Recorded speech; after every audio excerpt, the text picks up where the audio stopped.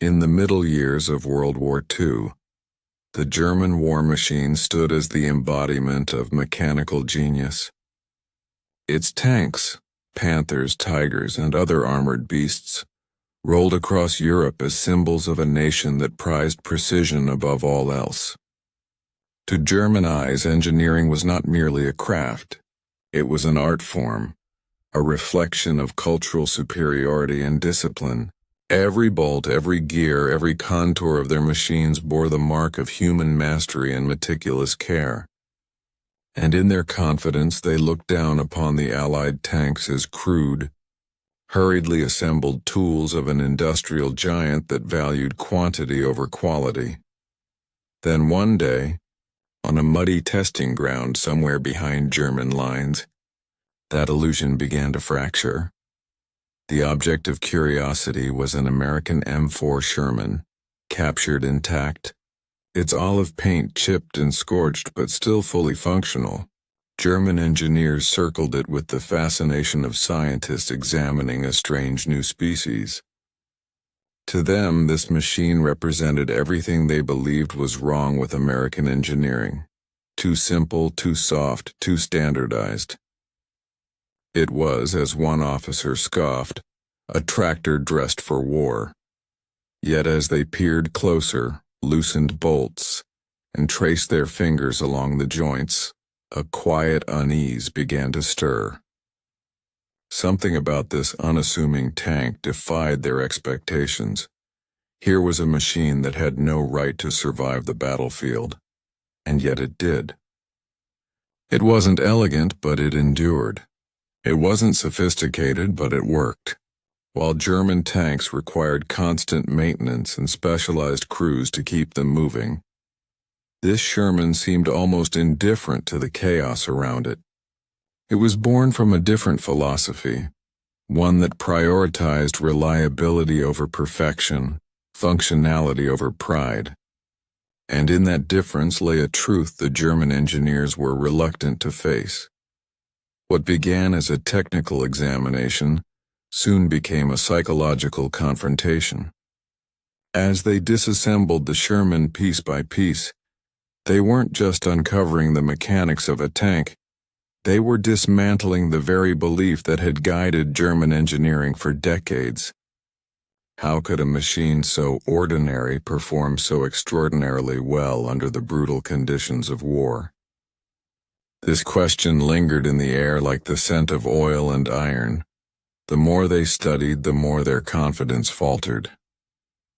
The Sherman, in all its simplicity, exposed the weakness hidden inside Germany's strength, an obsession with perfection that blinded it to practicality. This story is not merely about machines or technology. It is about people, pride and perception. It is about how a nation's belief in its own superiority collided with a foreign idea that challenged its core values.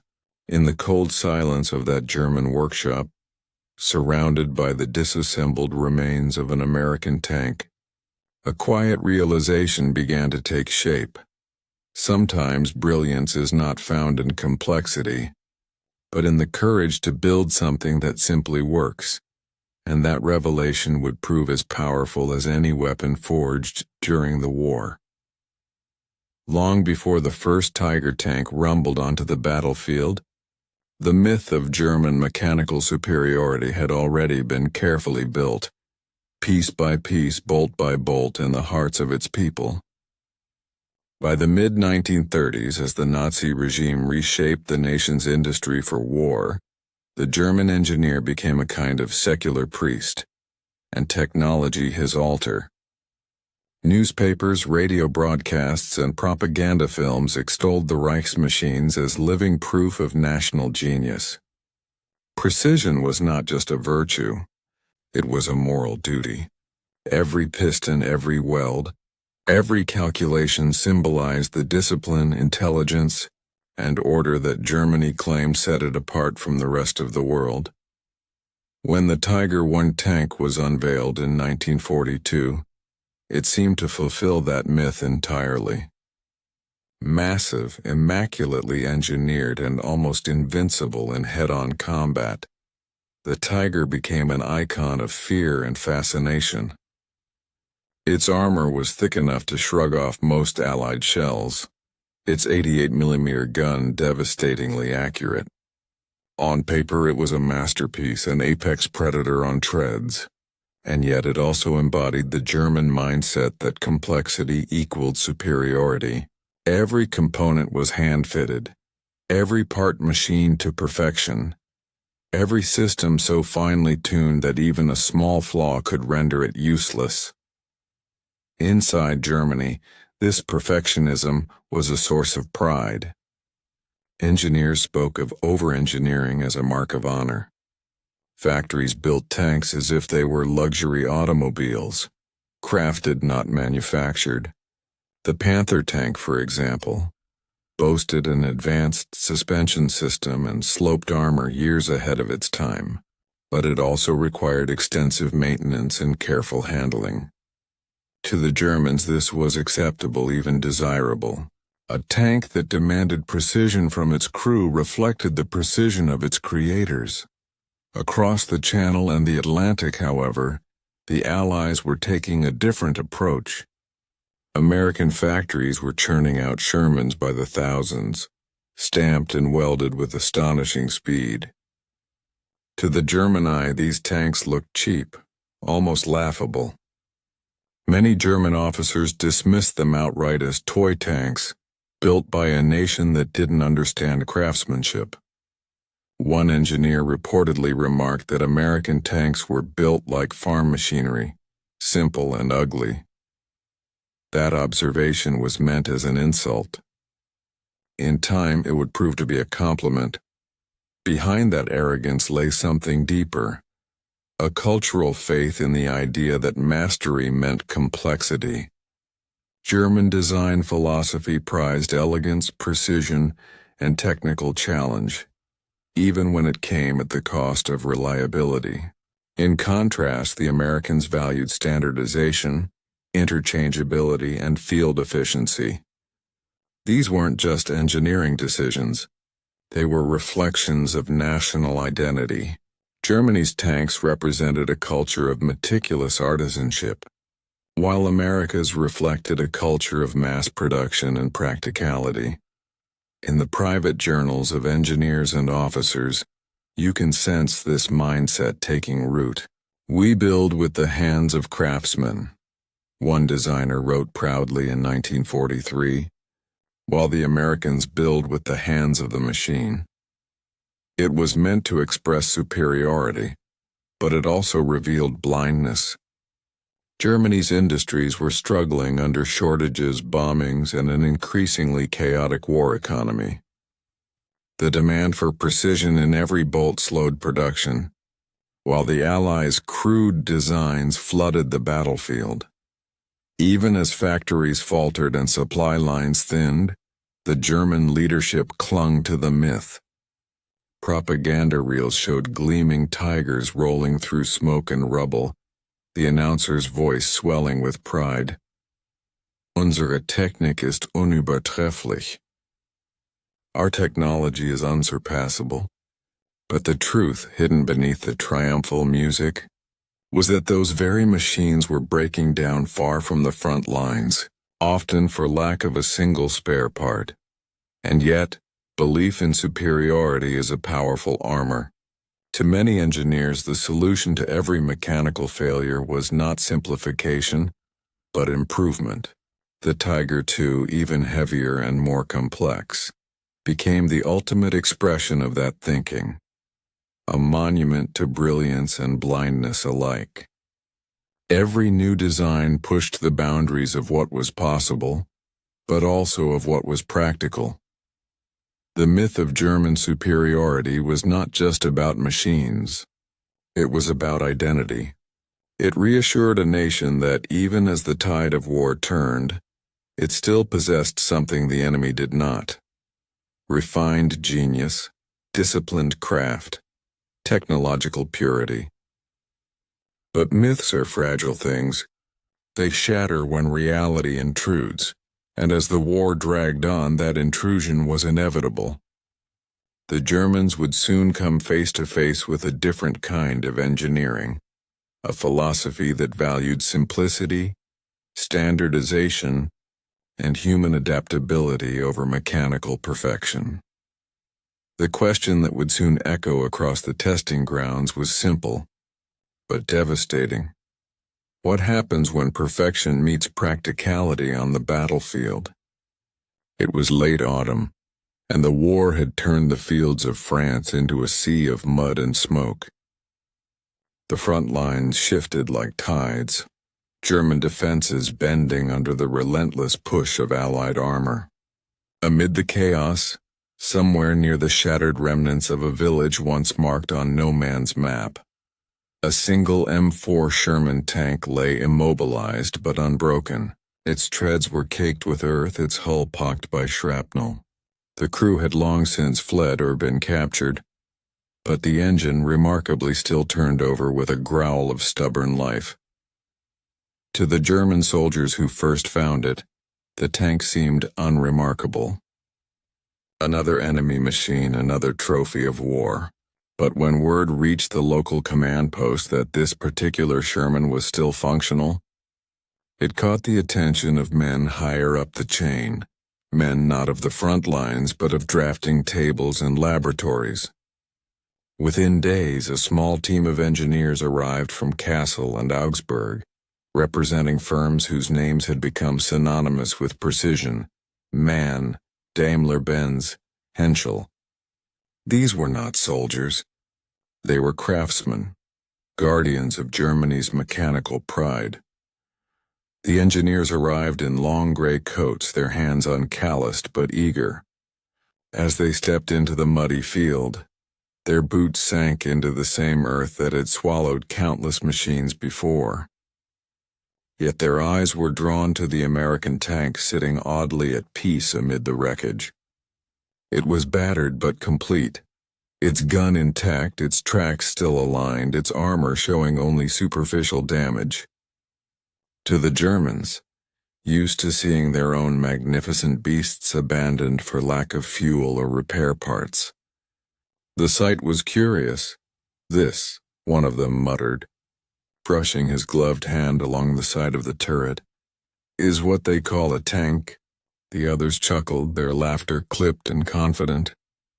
The Sherman, with its rounded edges and boxy simplicity, lacked the imposing lines of a Tiger or a Panther.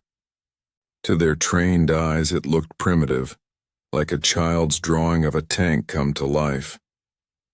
They expected crude welding, sloppy mechanics, the blunt signature of mass production. Still, curiosity stirred beneath their scorn. The field team arranged for the Sherman to be transported to a nearby depot, an improvised testing ground where captured Allied vehicles were studied.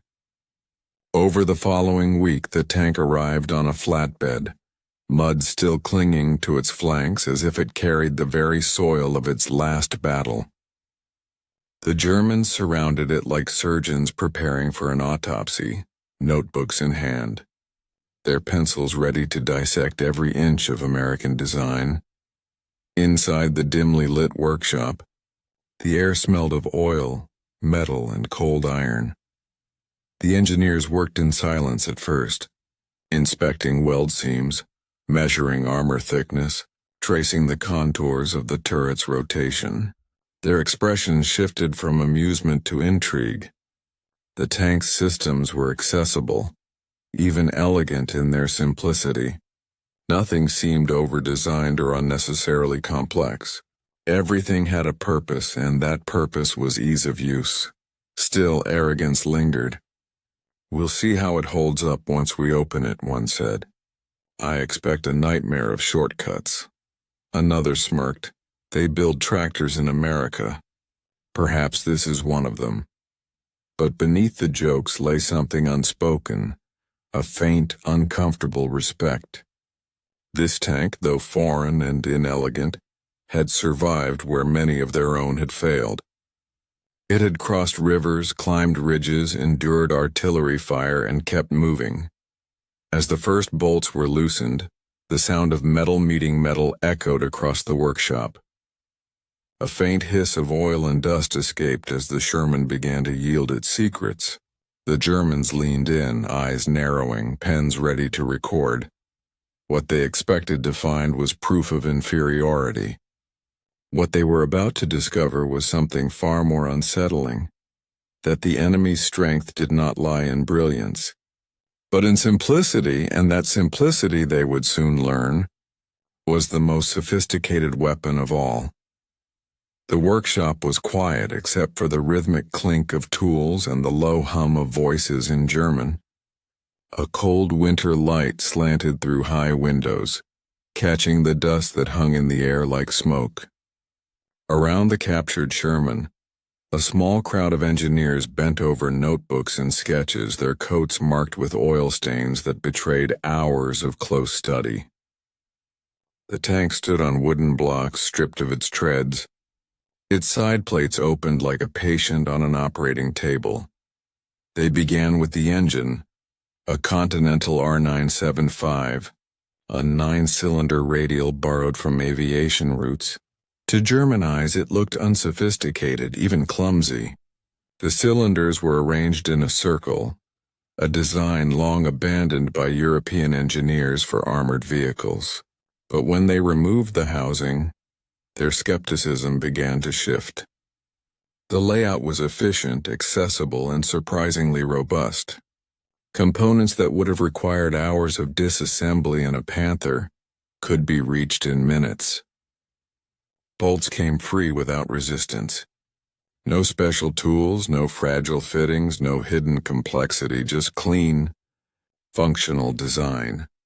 One of the senior engineers, a man from Henschel who had worked on the Tiger's massive Maybach engine, frowned as he examined the Sherman's cooling system.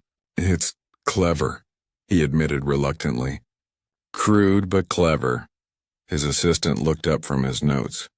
"It looks as though it was built for a farmer to fix." The older man nodded, and though he didn't say it aloud, the thought unsettled him. German engineering demanded control, precision, machines that needed experts.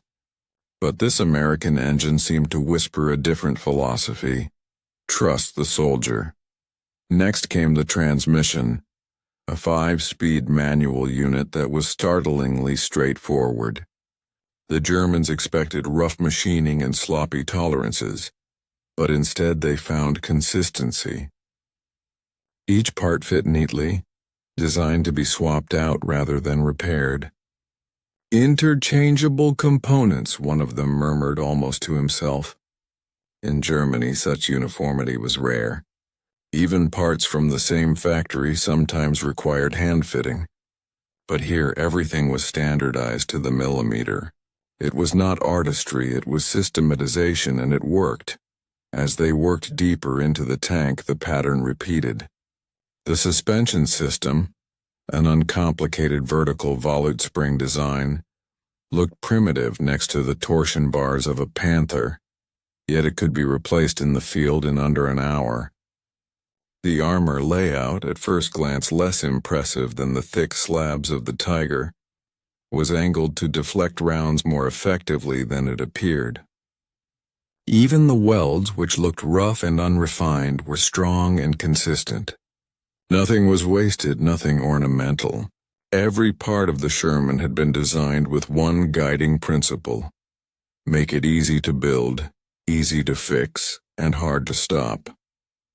The engineers scribbled notes furiously. A few argued in low voices. "This is industrial engineering," said one from Daimler-Benz, his tone almost defensive. "They build thousands, millions of machines this way. It is not the same as our way." Another countered. "But it works. Imagine how long our tanks last in the field. Days before something fails, and we send experts with special tools to fix them. This can be repaired by anyone." Their words hung in the air, heavy and uncomfortable. Pride clashed with evidence. They had expected shortcuts, but found strategy. They had expected mediocrity, but found mastery of a different kind, the mastery of simplicity. When they moved to inspect the turret mechanism, another surprise awaited them. The traverse system was powered by a small electric motor, lightweight and easy to service. It lacked the fine precision of German hydraulics, but it was far less likely to fail. A toy, one engineer had called it earlier in the day. Now he found himself tracing the wiring with genuine curiosity. The entire electrical system was color-coded, labeled in plain English. Even under stress, a soldier could identify a fault and fix it in minutes. The Germans, whose tanks required trained specialists to diagnose similar problems, could not help but exchange uneasy glances. The more they disassembled, the more their assumptions unraveled. The Sherman's simplicity was not a weakness, it was intent. It was the physical expression of a nation that valued efficiency and practicality over perfection. And in its design they could see something terrifyingly effective: scale. A machine that any factory could produce, any soldier could repair, any army could rely on. By the end of the week, the Sherman lay in neat sections across the workshop floor. Engine here, suspension there, armor plates leaning against the wall like the wings of a grounded bird. The engineers stood among the pieces, silent. Their notebooks were filled with measurements and sketches, but few had the courage to write what they truly felt. "This tank," one finally said, "is not refined, but it is intelligent." The others nodded slowly. Their laughter from the first day had vanished. The mood was different now, somber, reflective, almost reverent. They had not found a crude enemy machine. They had found a lesson hidden inside steel and grease, that in war brilliance is not only found in the complexity of design, but in the wisdom to make something simple endure. Outside, the snow began to fall. Inside, the German engineers stared at the dismantled Sherman and, for the first time, wondered if they had been building their own downfall, one beautifully engineered flaw at a time. When the last bolts were set aside and the final panels stacked against the wall, what remained in the workshop was not just a dismantled tank. It was a dismantled certainty. For the German engineers, the Sherman had started as an object of ridicule. Now, in its bare, mechanical honesty, it had become something unsettlingly admirable. Their reports reflected that shift. One entry, written in a precise, disciplined hand, began with the words, "They build for soldiers, not for engineers." It was both an observation and a confession. The sentence, simple yet heavy, encapsulated everything they were reluctant to admit. American design was not about aesthetic mastery or technical bravado. It was about human function. Each component of the Sherman existed to serve the men who would drive it, fight in it, and fix it. At first, the engineers clung to their pride. Around the drafting tables, voices rose in sharp debate. "Of course we could design something like this," said one from Daimler-Benz, gesturing toward a diagram of the transmission. "It is childishly simple. We simply choose not to." Another shook his head. "No," he replied quietly. "We would not think to. That is the difference." The room fell silent. It was a moment of uncomfortable clarity, a recognition that the Americans had not built a worse machine but a smarter one. The engineers' notes revealed a fascination bordering on envy. They praised the modular design of the Sherman systems, the engine, the transmission, the suspension, all designed to be swapped out in hours, not days. A damaged unit could be replaced on the battlefield with minimal tools. German tanks, by contrast, required skilled mechanics and specialized equipment, even for routine maintenance. Our machines, one report lamented, are built as instruments of art. Theirs are built as instruments of war. The contrast extended beyond metal and mechanics. It was cultural. The Germans had inherited a centuries-old tradition of artisanal precision, where craftsmanship was synonymous with excellence. Perfection was not optional. It was identity. But across the ocean, America's factories spoke a different language. Their machines were born not of artistry but of systems, assembly lines. Interchangeable parts and standardization replaced the touch of the craftsman. To German sensibilities, this once seemed vulgar. Now, faced with the Sherman's elegant practicality, that disdain began to crack.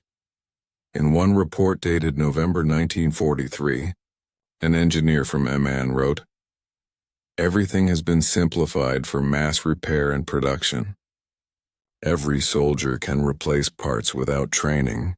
It is as if the tank were built by a mechanic for his own use." The comment carried a hint of awe, as though he were describing a miracle of human-centered design. Another, more bitter note followed in a different hand. "We build machines that must be cared for like horses. They build machines that survive being beaten like mules." Conversations grew heated. Some engineers insisted that German superiority still held. The Tiger and Panther were more powerful, more accurate, more advanced. "Yes," another replied, "but they die beautiful deaths." That phrase lingered in the air like smoke. Even the younger engineers, who had grown up worshipping precision, found themselves glancing toward the Sherman's remains with something like respect. The Americans had achieved something the Germans had not even attempted. They had democratized reliability. Their tanks were not designed for glory but for endurance. They could be built fast, repaired faster, and put back into battle with minimal fuss. The philosophy behind it was not born in laboratories but in factories, shaped by workers who understood that war favored what could endure, not what could impress. The engineers, accustomed to measuring success in tolerances and microns, now faced a humbler truth. Their devotion to perfection had created magnificent machines that could not survive the imperfection of war. The Sherman, in its plainness, represented the opposite, a design that embraced the messy, brutal, unpredictable nature of combat. By the time their reports were finalized, the tone had changed entirely. The condescension was gone, replaced by reluctant admiration. One final remark, buried near the end of a technical summary, captured it best. "This design lacks refinement, yet it possesses genius of another kind." In the months that followed, the engineers would return to their factories and offices, their notebooks filled with data but also with questions. They had seen a new form of intelligence, one that challenged the very foundations of German engineering philosophy. And though they would not say it aloud, many carried the same uneasy thought home with them, that in chasing perfection, Germany had forgotten how to build for the imperfect world it fought in. The distant rumble of artillery was a constant in the European theater, a grim heartbeat beneath the chaos of war. On the eastern and western fronts alike, the realities of combat were unforgiving. It was one thing to admire a tank in a quiet workshop, surrounded by measuring tools and precise sketches. It was quite another to watch it crawl across mud-choked fields, dodge shells, and endure the relentless punishment of battle. Here, philosophy collided with reality, and on the battlefield, philosophy often lost. German engineers had long celebrated their machines for their technical brilliance. The Tiger I and Panther were marvels of mechanical artistry, each component hand-fitted and calibrated with obsessive precision. In theory, they were nearly invincible, able to crush enemy armor at incredible ranges. In practice, however, they were fragile masterpieces. A minor fault in a transmission, a clogged cooling pipe, or even a single missed bolt could immobilize a tank for days. Soldiers often found themselves stranded, waiting for mechanics who could be hours or even days away, while the battlefield moved on without them. One account from a Panther crew on the Eastern Front highlights the peril. As the tank advanced toward a Soviet position, the engine suddenly shuddered and died. The driver, trained and skilled, attempted to restart it, but the complex cooling system had overheated, and the transmission was locked. With artillery shells screaming overhead, the crew abandoned the tank and fled. The Panther, magnificent in design, remained stationary, a target for enemy fire. By the time mechanics could reach it, the opportunity to influence the battle had long passed. Across the lines, American Sherman crews faced their own trials, but their machines told a different story. A Sherman might be riddled with shrapnel, its armor dented and scorched, yet its engine, transmission, and suspension continued to function. Crews could replace tracks in minutes under fire, improvise repairs with limited tools, and return to the fight again and again.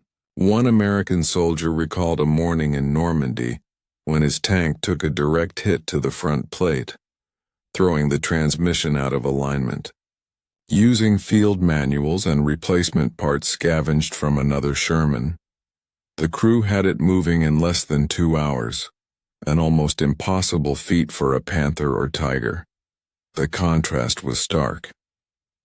German tanks were often halted before reaching the battle, impressive yet impotent. American tanks, though outgunned and less heavily armored, survived through simplicity, redundancy, and adaptability. The very design choices German engineers had once scorned, standardization, modularity, ease of repair, became decisive. The battlefield had no patience for perfection. It demanded functionality, reliability, and endurance. This reality forced both sides to confront the human cost of over-engineering. For German crews, abandoning an immobile tank was a bitter, humiliating experience. Soldiers trained to operate instruments of mechanical excellence found themselves defeated not by enemy fire, but by the fragility of their own creations. Engineers' reports, once filled with pride over armor thickness and gun accuracy, now contained lines lamenting the inefficiency of complex systems under duress. Every breakdown was not merely a mechanical failure, it was a human failure. A reminder that no amount of technical brilliance could substitute for resilience and practicality. American crews, meanwhile, learned the value of improvisation and resourcefulness. The Sherman's straightforward layout allowed them to become not just operators but field mechanics. Under the cover of smoke and artillery fire, men climbed onto tracks, swapped sprockets, and poured oil into engines that had endured shell fragments. One corporal recounted repairing a tank while German rounds whistled overhead. "We weren't heroes because we fired better. We were heroes because the damn thing kept running." The Sherman's reliability allowed human initiative to matter. The Germans' complexity often rendered even the most skilled effort futile. A particularly telling example occurred during Operation Cobra in 1944 as American forces surged through the hedgerows of Normandy. Sherman units pushed forward despite heavy fire. Some tanks were damaged within minutes, yet crews returned to repair and rejoin the column. Nearby, Panthers and Tigers bogged down in mud, stalled by minor mechanical faults or abandoned because their engines overheated. The result was a strange inversion of expectation. The inferior American tanks achieved tactical objectives more consistently than the technically superior German armor. The battlefield itself had become a teacher, and it favored simplicity. Reports from German commanders began to reflect growing frustration. One officer wrote of an engagement where half his Panther battalion was immobilized before firing a shot. "Our machines are wonders," he noted bitterly, "but wonders that cannot move." Another reflected that their engineering philosophy, while brilliant in isolation, failed under the chaotic, unpredictable conditions of war. The Sherman's modest design had exposed a glaring truth.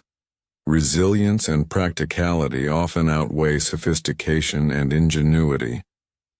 It was a lesson that resonated far beyond the battlefield.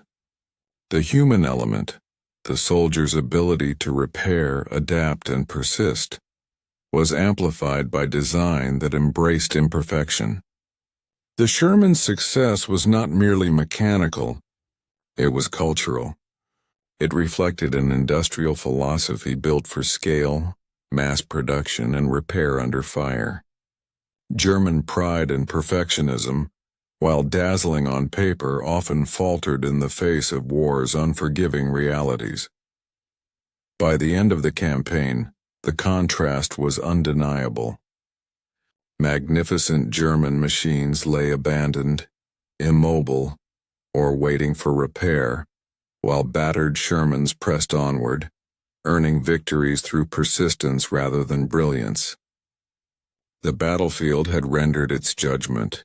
In war, reliability and human adaptability triumph over technical elegance.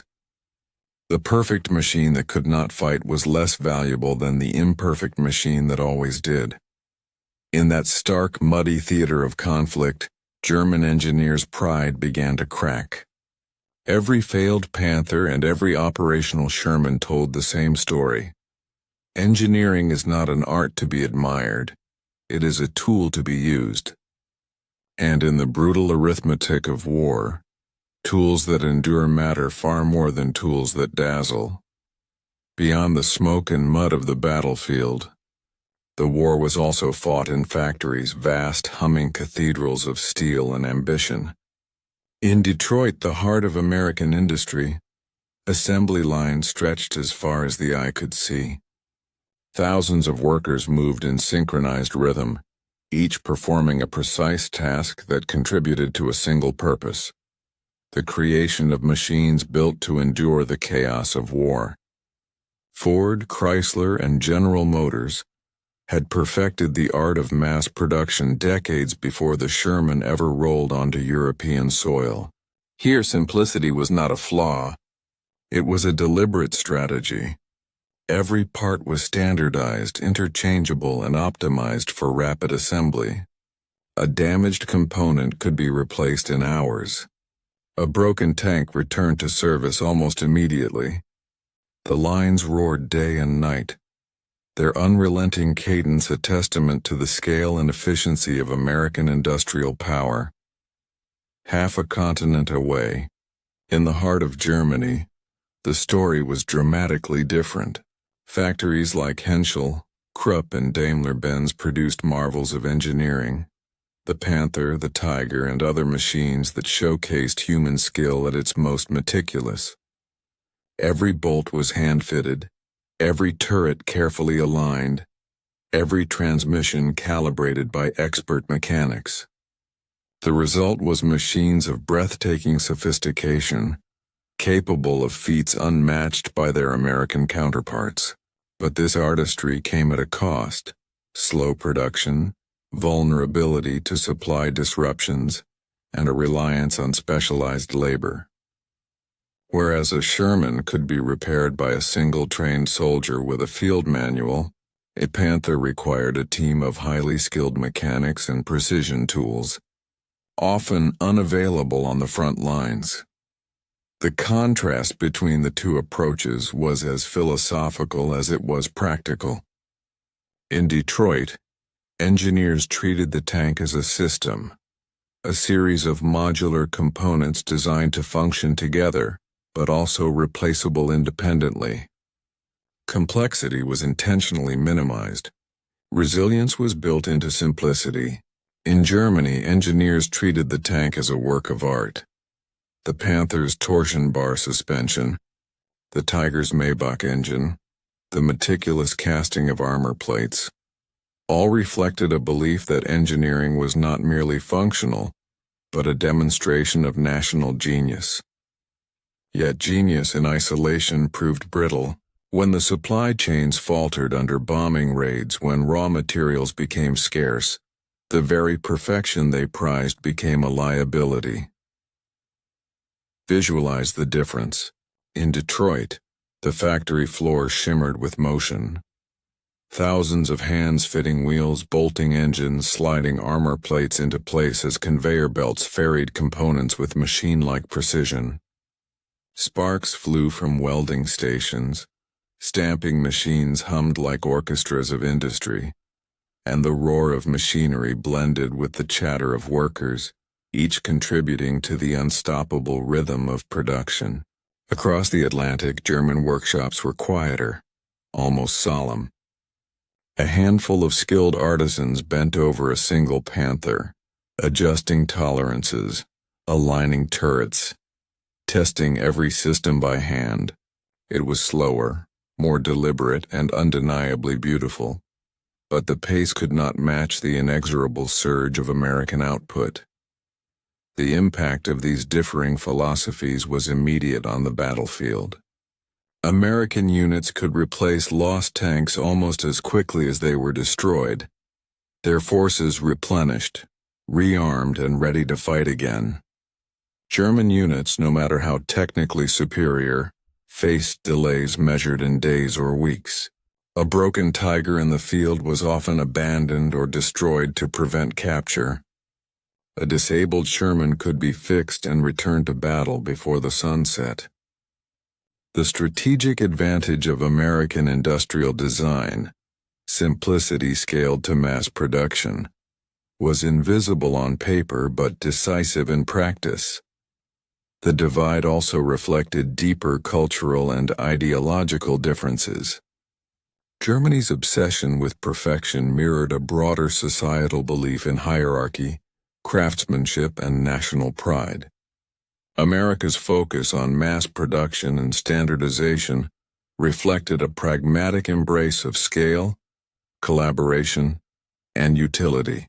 One emphasized the individual artisan, the other emphasized the system. Both approaches sought dominance, but only one allowed the machine to endure the unpredictable chaos of war. As German engineers studied captured Shermans, they could not ignore the implications. The elegance of their own machines had blinded them to the practical realities of combat. Meanwhile, the relentless efficiency of Detroit's assembly lines had transformed the Sherman from a simple tank into a force multiplier, one that leveraged industrial scale to compensate for technical inferiority. Ideology, pride, and culture had all shaped these machines. Yet in the unforgiving arithmetic of war, ideology mattered far less than output, repairability, and endurance. By the end of 1944, the industrial divide was undeniable. Thousands of Shermans rolled off American lines ready to be repaired, redeployed, and pressed into service again and again. German factories struggled to keep pace, producing fewer machines that required exponentially more care. The perfection they cherished could not overcome the scale they lacked. The battlefield, already a place of chaos and mortality, had become an arena where the philosophy of industry itself was tested. It was a sobering revelation. Brilliance alone did not win wars. Precision, elegance, and technical mastery could falter against the raw force of mass, resilience, and simplicity. In Detroit, men and machines worked together to create enduring power. In Germany, men labored over perfection that often broke under its own weight.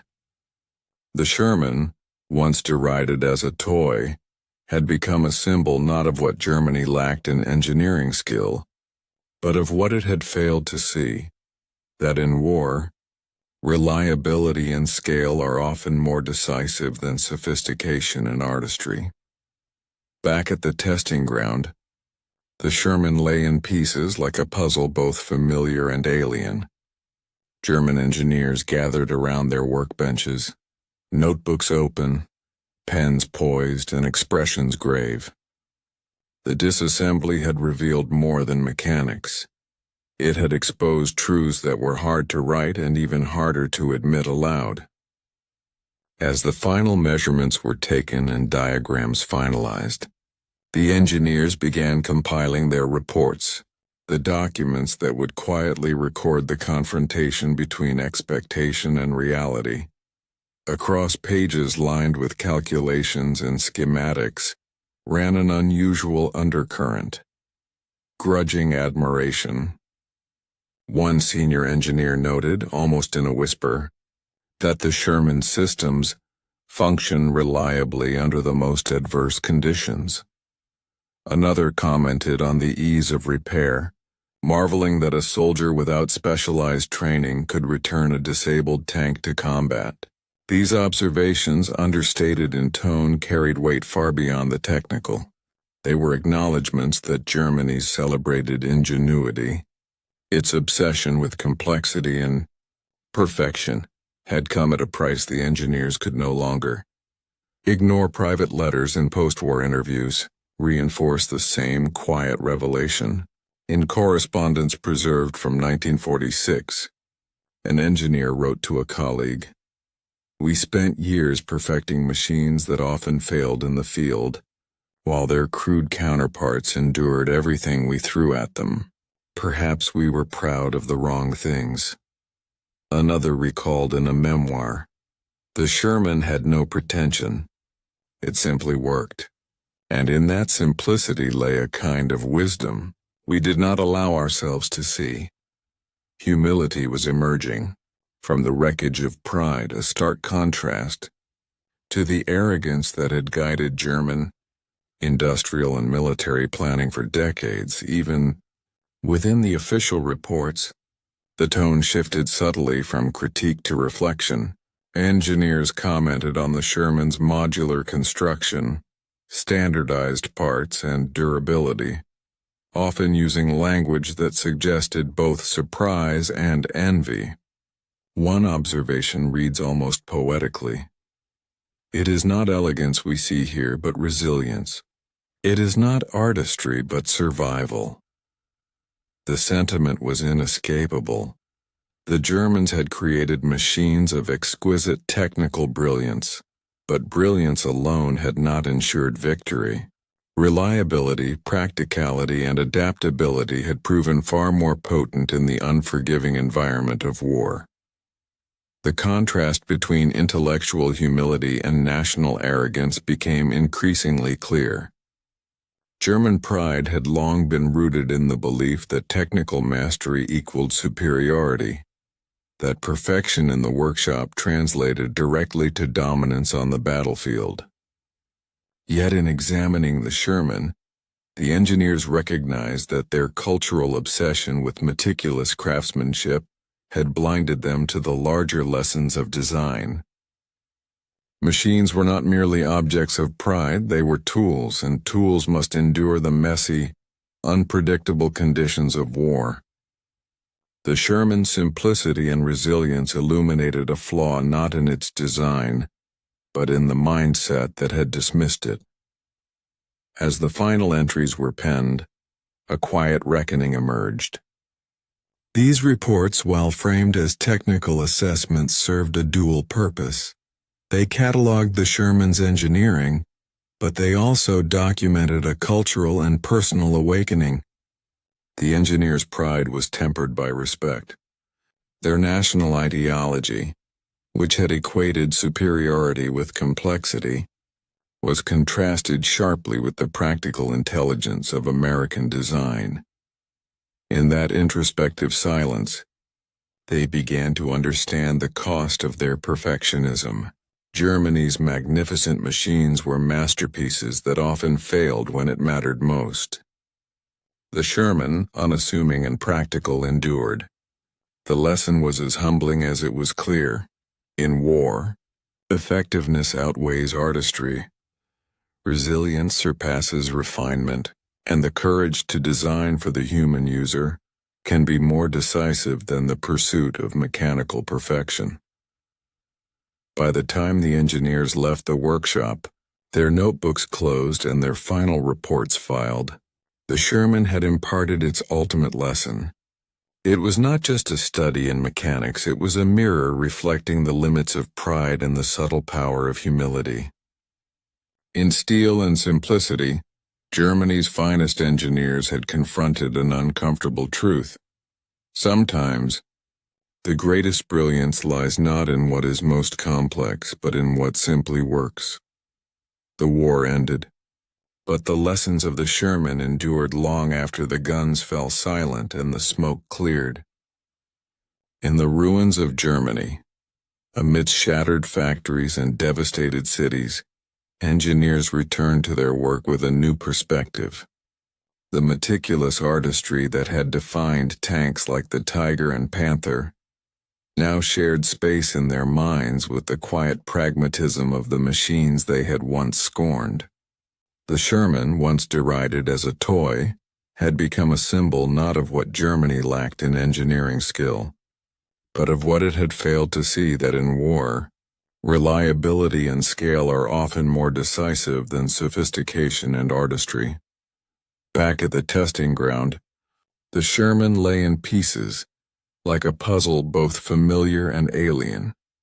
German engineers gathered around their workbenches, notebooks open, pens poised, and expressions grave. The disassembly had revealed more than mechanics. It had exposed truths that were hard to write and even harder to admit aloud. As the final measurements were taken and diagrams finalized, the engineers began compiling their reports, the documents that would quietly record the confrontation between expectation and reality.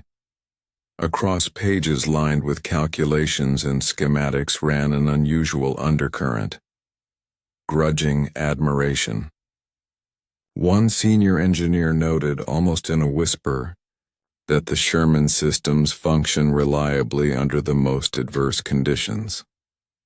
Another commented on the ease of repair, marveling that a soldier without specialized training could return a disabled tank to combat. These observations, understated in tone, carried weight far beyond the technical.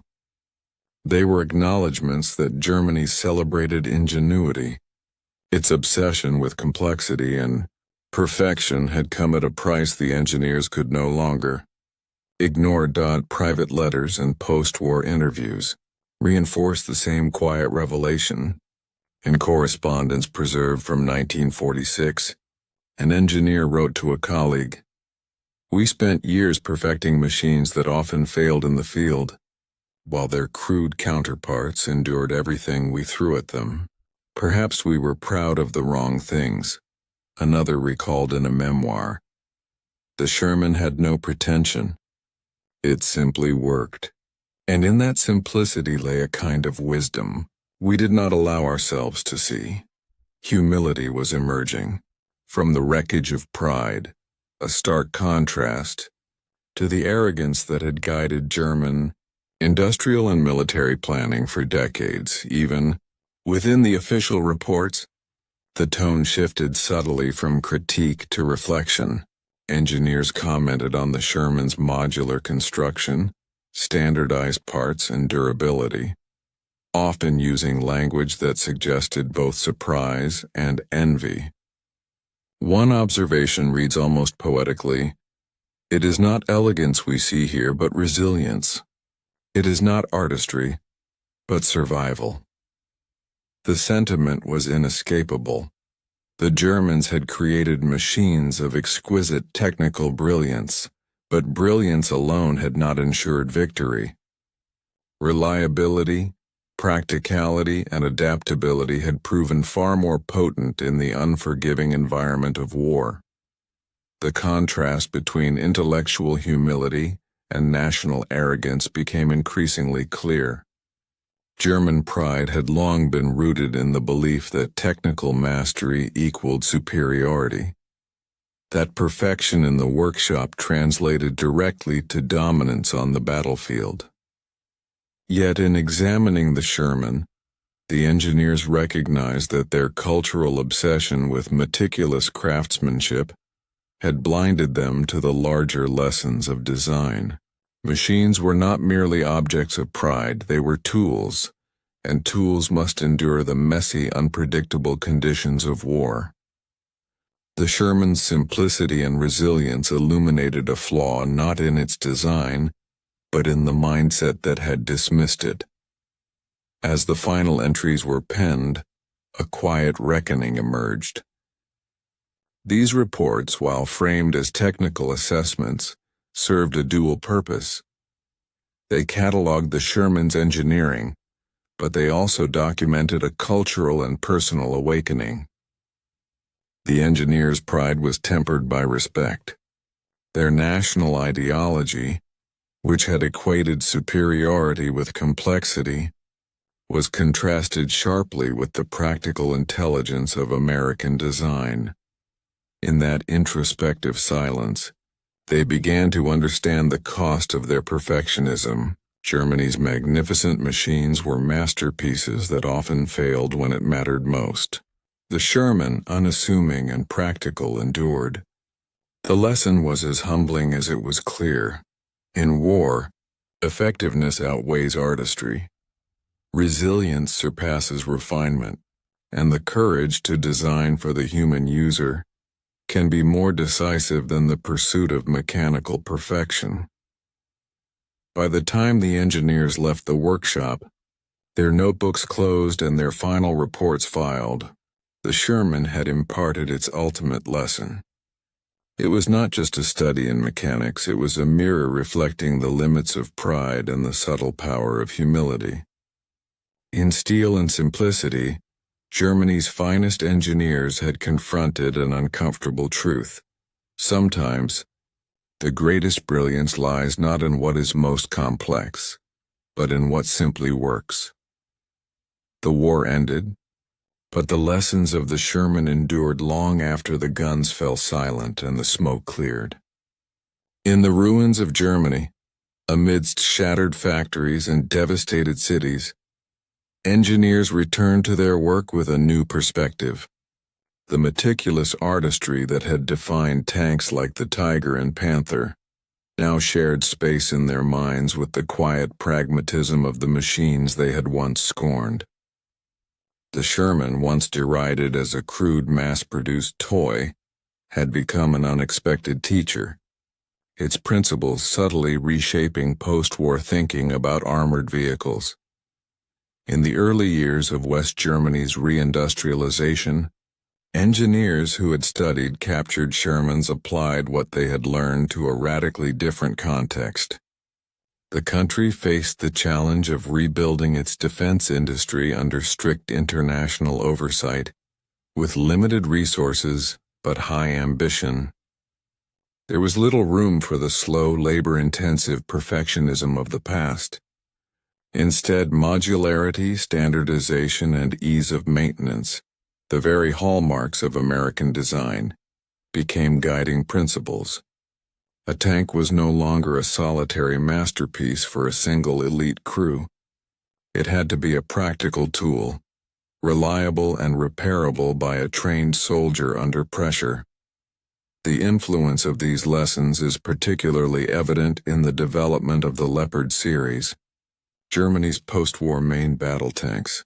Engineers integrated modular components that could be swapped in the field, improved suspension systems that prioritized durability, and simplified engine layouts that required less specialized maintenance.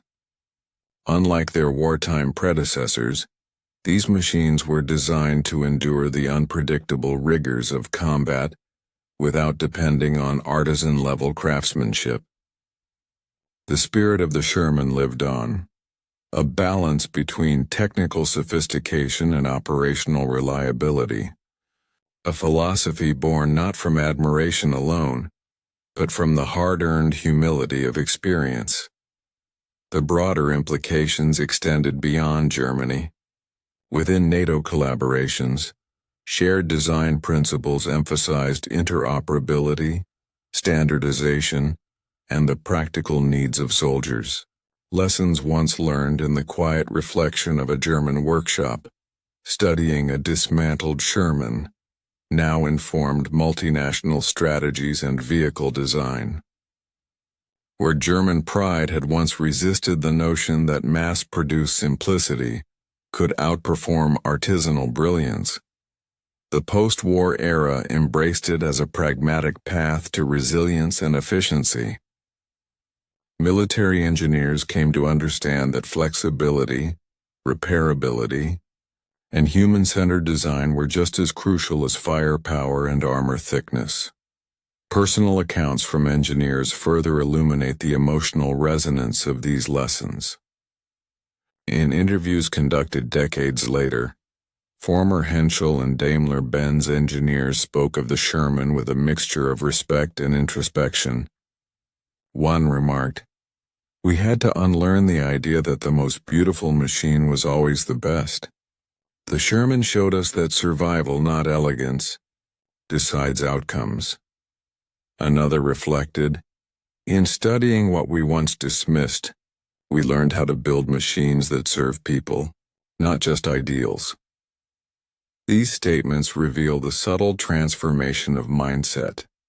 Defeat, observation, and humility became catalysts for innovation, driving progress in ways that pride alone could never have achieved. The Sherman's influence also carried philosophical weight. It underscored a universal truth in engineering, warfare, and leadership. Growth often comes through recognition of failure. The German engineers had confronted the limits of their perfectionism, faced the consequences of over-engineering, and discovered that endurance, adaptability, and practical design were decisive.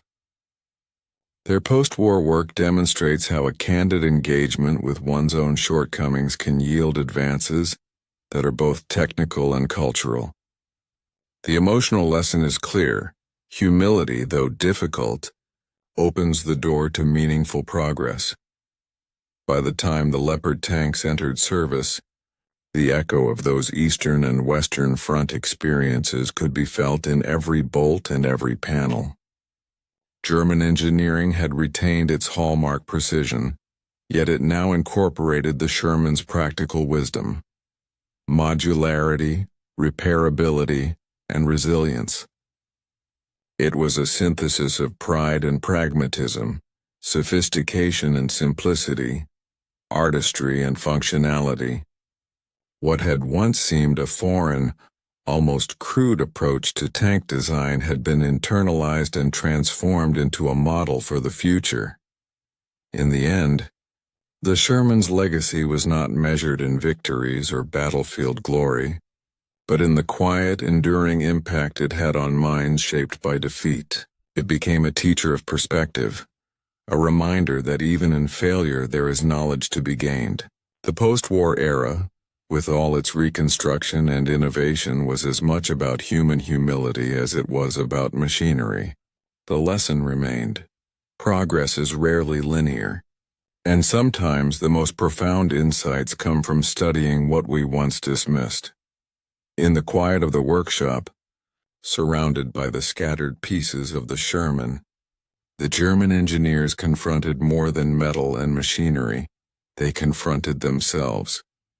The tank, once dismissed as crude and inferior, had become a mirror, reflecting both their technical prowess and their blind spots. Every engine component, every suspension spring, every turret bearing laid bare a lesson that went beyond mechanics. The war had been fought not just with tanks and guns, but with ideas, philosophies, and approaches to solving problems under pressure. For years, German engineering had equated complexity with genius. The Panther, the Tiger, the Mouse. Each was a triumph of technical skill, an object lesson in precision, artistry, and ambition. Yet in their brilliance lay fragility.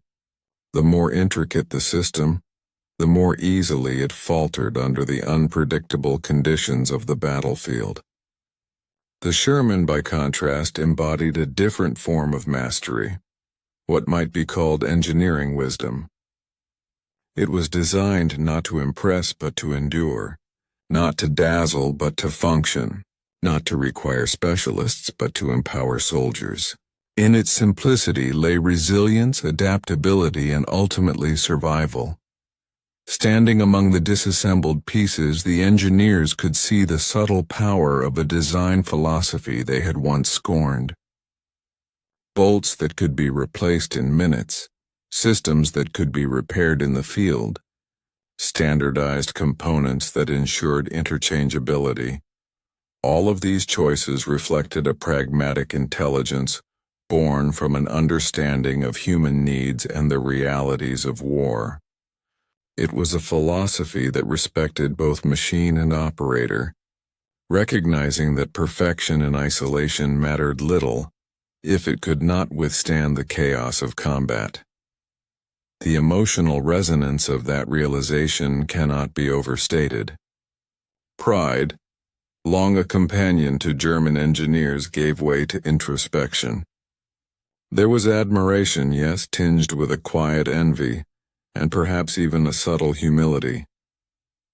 These men, trained to celebrate technical brilliance as an end in itself, were learning that endurance, practicality, and adaptability could be forms of genius too. It was a lesson about balance, the fusion of skill and pragmatism, of intellect and human-centered design. They were witnessing a truth that would shape post-war industry and influence generations of engineers. Brilliance without utility is hollow, while wisdom without elegance can still triumph. The Sherman, dismantled and examined, had become a teacher. Its unadorned steel surfaces and functional layout spoke more eloquently than any report or lecture. The engineers could see it operating in their minds, crossing rivers, climbing hills, enduring artillery strikes, returning again and again to the fight. Its simplicity allowed human initiative to flourish, giving soldiers the freedom to repair, adapt, and survive.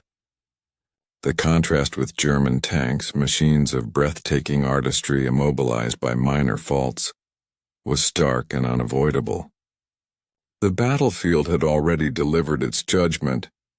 The workshop merely confirmed it. In that moment, the Sherman transcended its role as a weapon. It became a symbol, a mirror reflecting the virtues and flaws of an entire industrial culture. It asked questions that reached beyond tanks. What does true excellence mean? How should ingenuity be measured?